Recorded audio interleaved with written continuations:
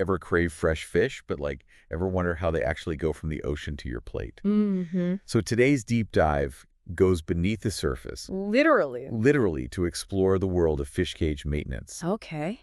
And it's more than just keeping things tidy down there. Right. It's actually crucial for sustainable seafood and our future food supply. Absolutely.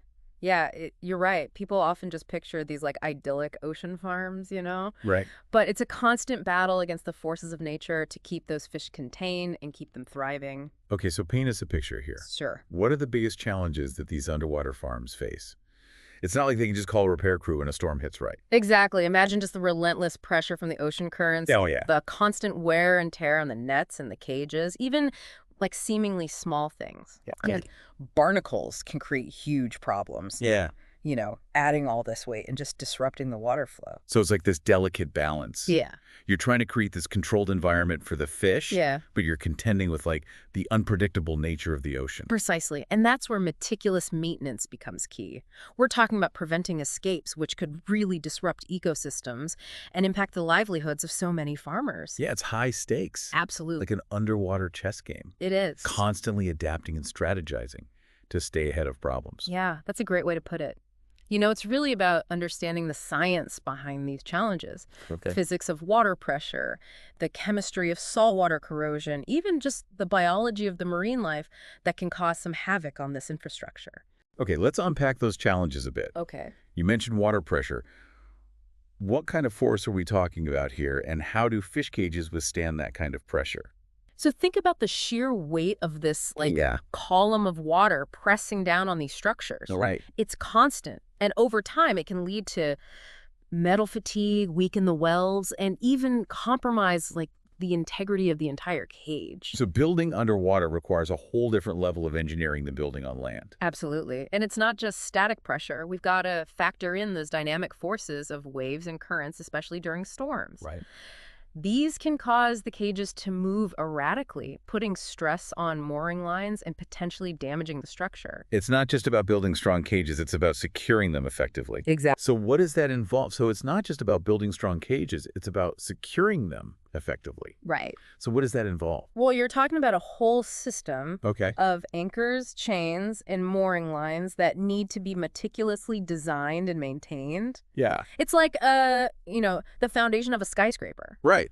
But instead of bedrock, we're dealing with this ever-shifting seabed. Okay, that adds a whole other layer of complexity. It does. So how do you even begin to plan for all of these variables? Right. Currents, the storms, the types of marine life. Yeah, so that's where this thing called a site plan becomes absolutely crucial. Okay. It's like a detailed blueprint Okay. that takes all of these factors into account. So you're analyzing the water depth. You got it. We're talking water depth, seabed composition, prevailing currents, even historical weather patterns. So it's like a risk assessment Yeah, for the entire farm. it is. Identifying like weak points before they become problems. Exactly. And this meticulous planning is what allows us to kind of develop a robust maintenance schedule. Okay. Because remember, out here in the open ocean, prevention is always better Right. and more cost-effective than a rescue mission. For sure. For sure. Okay, so walk us through like a typical maintenance routine then. What Yeah. does it actually involve? It's a multi-layered approach. Okay. Some tasks like inspecting the nets for tears or signs of wear happen daily. Wow. Daily net inspections. Yeah. That sounds incredibly labor intensive. It is. It's demanding work.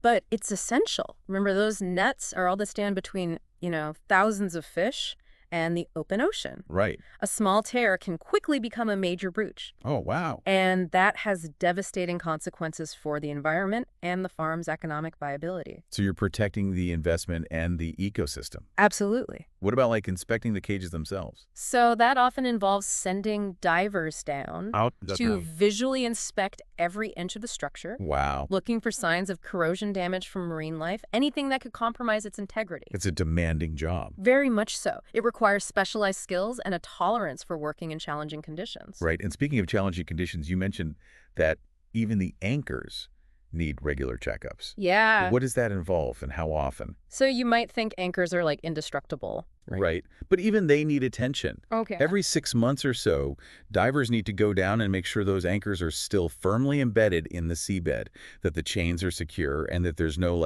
excessive wear and tear. It really highlights this hidden world of fish farming. It does. Like this constant behind-the-scenes effort to maintain these complex structures. Right. But with all the advances in technology, I imagine things are getting a little easier, or at least more efficient. Oh, you're absolutely right. Technology is revolutionizing the way we approach fish cage maintenance. Okay.